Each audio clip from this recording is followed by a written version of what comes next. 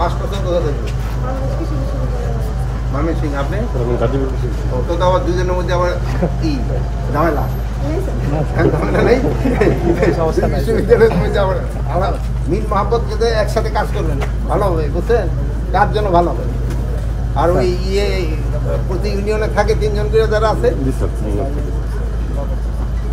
Sir আমরা কঠোর monitoring করি স্যার, আমাদের মোবাইল মনিটরিং রেজিস্টার আছে স্যার।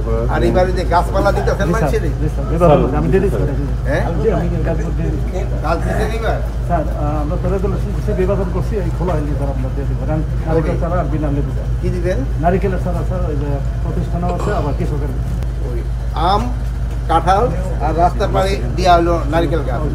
আর ইউক্লিপটাস স্যার আর একটা কি জানি আছে, ওটি দিতেছেন কিরকম?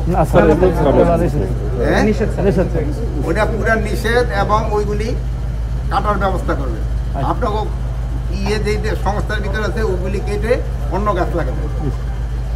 মেইনলি হলো আমাদের ফলের গাছ হবে, তারপরে হলো দ্বিতীয়টা হলো ঔষধি গাছ হবে। বুঝতে পারছেন?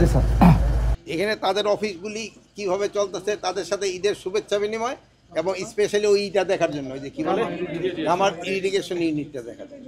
তো তারা ইসের ভিতরে যেহেতু এখানে অনেক প্রচুর জায়গা রয়ে গেছে, এই জায়গাটা যেন কোনোভাবেই অপোজিট অবস্থায় না থাকে, এগুলি দেখার দরকার।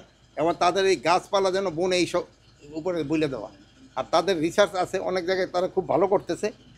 তাদের রিসার্চে অবশ্যই ভালো, স্পেশালি ধান ঠানের ক্ষেত্রে যেটা হয়, বাট তুলার ক্ষেত্রে আমাদের অত হয় নাই। বাট তুলার যদিও আমরা এবার অর্থ করি ফসল করে দিছি, কিন্তু বাট আপনাদের তুলা উৎপাদন এবং বীজ এটা দোনোটাই ভালো করতে হবে। ওই তুলার এবার কিন্তু এটা অর্থ করি ফসলও করে দেওয়া হয়েছে, কৃষিপণ্য হিসাবে কিন্তু গণ্য করা হয়েছে।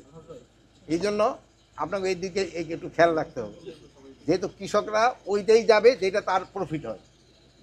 যেখানে প্রফিট যেখানে হবে না সে যাবে না।